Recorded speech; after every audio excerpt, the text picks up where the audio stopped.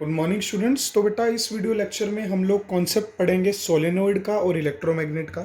मैंने यहाँ पे टॉपिक का नेम दिया है सोलेनोइड वर्सेस इलेक्ट्रोमैग्नेट, क्योंकि मैं पहले आपको कॉन्सेप्ट बताऊंगा सोलेनोइड क्या है, इलेक्ट्रोमैग्नेट क्या है, और उसके बाद बेटा सोलेनोइड और इलेक्ट्रोमैग्नेट में क्या क्या डिफरेंसेस हैं जो आपको बोर्ड के एग्जाम के लिए या फिर कोई भी स्कूल का एग्जाम हो जो पूछे जाते हैं, जो कि इंपॉर्टेंट है और आपको प्रिपेयर करने हैं।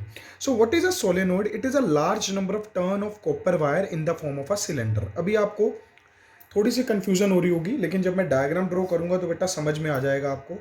ये मेरे पास बेटा एक कॉपर वायर थी ब्लैक कलर की।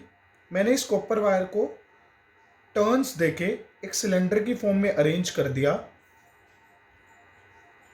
और इसको कनेक्ट कर दिया फाइनली किसके साथ? एक बैटरी के साथ और एक की के साथ। सिंपल है। This is basically the structure of a solenoid, very simple. अब इसमें कुछ इंपॉर्टेंट चीजें हैं वो देख लेते हैं। Suppose this is a positive charge, negative terminal of the battery. तो पॉजिटिव टू नेगेटिव मैंने करंट पास करवा दिया इसमें से, तो ऑब्वियस सी बात है इसमें से भी करंट पास होगा। Done. So current is passing. ठीक है, तो हर एक वायर में से यहाँ पे करंट पास हो रहा है। जैसे ही बेटा करंट पास होगा तो आपको ओयस्टेड का प्रिंसिपल पता है। ओयस्टेड क्या बोलता है कि अगर किसी भी वायर में करंट पास होगा तो उसके कारण क्या प्रोड्यूस होगी? मैग्नेटिज्म। तो यहां पे बेटा आपको मैग्नेटिक फील्ड लाइंस ड्रॉ करनी है, जो कि यहां पे एक्सपीरियंस होगी। क्यों एक्सपीरियंस हुई है मैग्नेटिक फील्ड लाइंस? ये मैग्नेटिक फील्ड लाइंस क्यों एक्सपीरियंस हुई? बिकॉज ओयस्टेड ने क्या कहा था कि अगर किसी भी वायर में करंट पास होगा तो वो मैग्नेट की तरह बिहेव करेगा। सपोज ये टर्मिनल है नॉर्थ और ये टर्मिनल है साउथ, तो मैग्नेटिक फील्ड लाइंस क्या होंगी? नॉर्थ से साउथ की तरफ। डन। तो हम एरोज लगा सकते हैं नॉर्थ टू साउथ, है ना। यहां जा रही है, यहां नॉर्थ से साउथ में जा रही है, मतलब साउथ की तरफ इनवर्ड आएगा एरो और नॉर्थ की तरफ से outward. Done. So this is basically a solenoid. कि सोलेनोइड में हम क्या करते हैं बेटा, एक वायर ली, उसको सिलेंडर की फॉर्म में राउंड किया, कॉइल किया और उसको करंट सप्लाई देके उसको मैग्नेट की तरह बिहेव करा लिया। अब सोलेनोइड क्या है बेटा? सोलेनोइड में क्या होगा, जैसे ही करंट की वैल्यू जीरो होगी, जैसे ही करंट की वैल्यू जीरो होगी तो मैग्नेटिज्म की वैल्यू भी क्या हो जाएगी? जीरो। जैसे ही करंट की वैल्यू बेटा सपोज +5 एम्पेयर है तो मैग्नेटिज्म की भी वैल्यू कुछ ना कुछ हो जाएगी, suppose 10 Tesla. Tesla is a unit of magnetic field, पता होना चाहिए बेटा, ये भी इंपॉर्टेंट क्वेश्चन पूछा जाता है। नाउ द क्वेश्चन अराइजेस कि कौन कौन से फैक्टर्स हैं बेटा जिन पे सोलेनोइड की स्ट्रेंथ डिपेंड करती है। मतलब कौन से ऐसे फैक्टर्स हैं जिनमें स्ट्रेंथ ऑफ सोलेनोइड डिपेंड करती है। सबसे पहला फैक्टर है बेटा नंबर ऑफ टर्न्स। अभी मैं समझाऊंगा one by one. Number of turns. दूसरा फैक्टर है करंट सप्लाई। तीसरा फैक्टर है nature of material. So these are the three important factors जो बहुत जरूरी हैं समझने के लिए।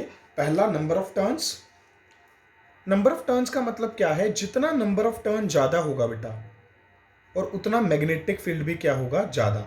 यहाँ पे नंबर ऑफ टर्न्स कितने? 1 2 3 4 5 6 7 8। अगर 8 की जगह 80 होते नंबर ऑफ टर्न्स तो मैग्नेटिक फील्ड भी उतना ज्यादा होता, क्योंकि करंट उतनी बार लूप में से आ रहा है और हर लूप की मैग्नेटिज्म एड ऑन होगी, जिसकी वजह से मैग्नेटिक फील्ड ज्यादा है। आपको डिटेल नहीं करनी, आपको सिर्फ फैक्टर्स याद रखने हैं।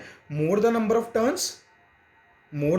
Turns, more will be the magnetism. Done.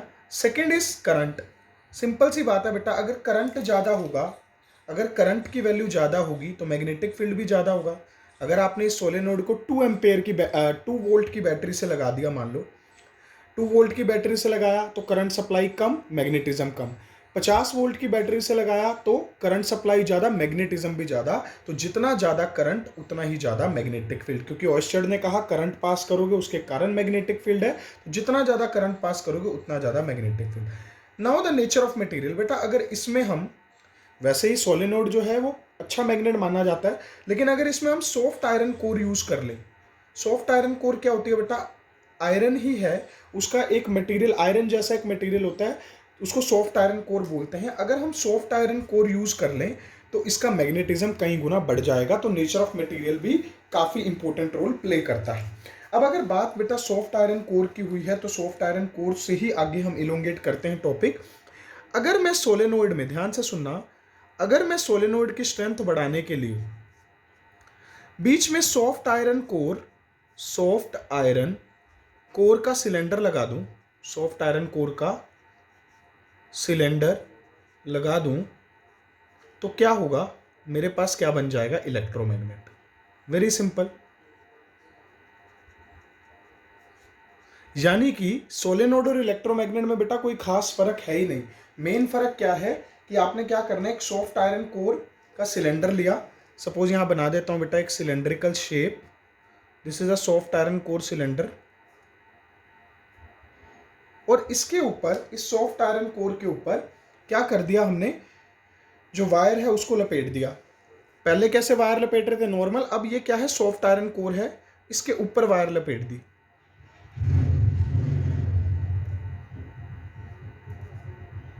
देखो बेटा, लग रही है ना आपको कि जैसे सच में इसके ऊपर वायर लिपटी हुई है। डन। और फाइनली इस वायर को हमने कनेक्ट कर दिया किसके साथ, सेम उसी तरीके से एक बैटरी के साथ, और साथ में लगा दी एक की।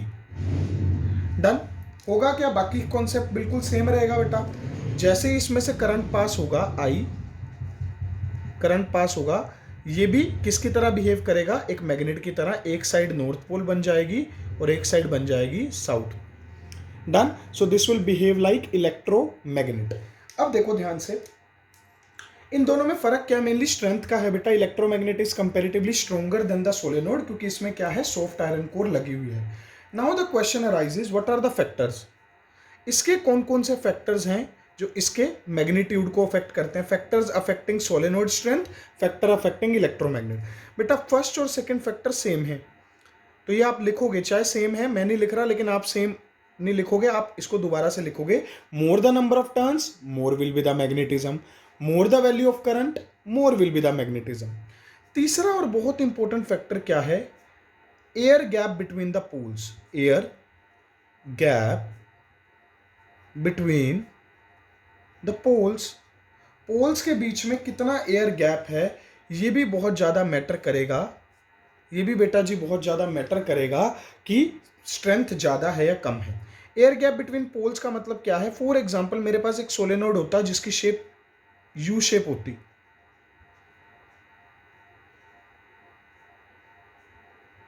अगर ये ऐसा होता यू शेप, और इसके ऊपर ऐसे सॉफ्ट आयरन कोर बंधी होती है ना, ये नॉर्थ पोल और साउथ पोल। अब एयर गैप बिटवीन पोल्स कम है, जबकि अगर इसी को मैं बार मैग्नेट की फॉर्म में देखूं, ये क्वेश्चन मैंने करवाया भी था आपको, बार मैग्नेट की फॉर्म में देखूं तो एयर गैप ज्यादा है। Gap between the poles is called as air gap. तो यहां पे हम क्या चीज देखेंगे, more the air gap between the poles, less will be the magnetic field. तो जितना एयर गैप कम होगा उतना मैग्नेटिज्म, मैग्नेटिक फील्ड ज्यादा होगा, इसलिए बोला जाता है U shape magnets are comparatively stronger. अब इसके बाद इलेक्ट्रोमैग्नेट्स की थोड़ी सी एप्लीकेशंस हैं जो पेपर में पूछी जाती हैं कई बार, कि इलेक्ट्रोमैग्नेट्स कहाँ कहाँ पे यूज होता है बेटा। बहुत सारी एप्लीकेशंस हैं इलेक्ट्रोमैग्नेट्स की। सबसे पहली एप्लीकेशन क्या है, हैवी वेट्स को उठाने के लिए। हैवी वेट्स को उठाने के लिए, हैवी वेट मतलब बेटा जैसे ट्रेन के डिब्बे होते हैं, है ना, वो काफ़ी हैवी होते हैं, तो क्रेन यूज़ करते हैं, और क्रेन के बिल्कुल टिप पे लगा होता है इलेक्ट्रोमैग्नेट। तो जैसे ही आप इलेक्ट्रिसिटी ऑन करोगे वो मैग्नेट बन जाएगा और उस हैवी वेट को उठा लेगा, जहाँ पे रखना है वो वहाँ पे उसको ड्रॉप कर देगा। दूसरा बेटा टॉयज में यूज होता है, रोबोट्स में यूज होगा। इसके अलावा बेटा MRI, magnetic resonance imaging. MRI सुना बेटा, एक मेडिकल टेक्निक है, लिख दूं यहाँ, मैग्नेटिक फुल फॉर्म पूछ लेते हैं कई बार, रेजोनेंस इमेजिंग, या फिर सिटी स्कैन होता है, कंप्यूटेड टोमोग्राफी, उसमें भी ये काफ़ी यूज होता है। So these are the important uses of electromagnets, है ना। अब इलेक्ट्रोमैग्नेट में बेटा एक क्वेश्चन बहुत इंपॉर्टेंट होता है, एक बहुत ही इंपॉर्टेंट क्वेश्चन है कि यहाँ पे हमने soft iron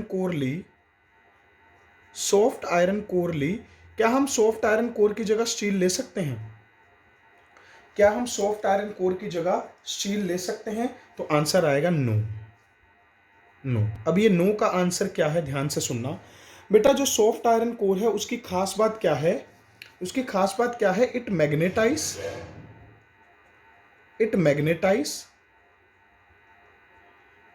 and demagnetize very quickly.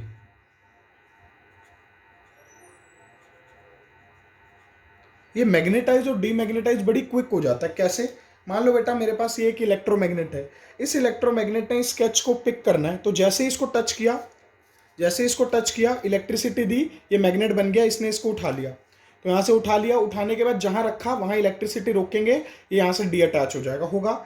लेकिन बेटा स्टील के अंदर दिक्कत क्या है, it takes time to get magnetize and demagnetize. होगा क्या, मान लो मैंने स्टील यूज किया इलेक्ट्रोमैग्नेट में, तो इलेक्ट्रोमैग्नेट इसके पास जाएगा, इसको टच करेगा, उठा के देखेगा, उठेगा ही नहीं। क्यों? क्योंकि 5 मिनट लगेंगे मैग्नेट बनने में। चलो अब मैग्नेट ये बन गया, मान लो ऑब्जेक्ट उठा लिया भारी भरकम, चाहे वो ट्रेन का डिब्बा ही है, उठा के अगर इसको दूसरी साइड पे रखना है तो इलेक्ट्रिसिटी ऑफ भी कर दी, लेकिन ये नीचे नहीं जा रहा। क्यों? क्योंकि अभी भी मैग्नेट है, इसको 5 मिनट लगते हैं डीमैग्नेटाइज होने में। डीमैग्नेटाइज मतलब मैग्नेटिक प्रॉपर्टीज लीव करने में, तो 5 मिनट बाद छोड़ेगा। तो इस वजह से टाइम लैग होगा बहुत ज़्यादा, टाइम लैग होगा बहुत ज़्यादा। तो ये चीज़ याद रखोगे आप कि हम क्या यूज़ करते हैं, सॉफ्ट आयरन कोर यूज़ करते हैं इंस्टीड ऑफ स्टील। ठीक है, मैंने कॉन्सेप्ट आपको बता दिया बेटा इलेक्ट्रोमैग्नेट और सोलेनॉइड का। आपको डिफरेंसेस बुक्स में मिल जाएंगे, बाकी आप डिफरेंस खुद से भी बना सकते हो। तो ये टॉपिक अच्छे से रिवाइज करके इसके नोट्स बना लोगे और मेरे को सबमिट करोगे as a homework. Good luck.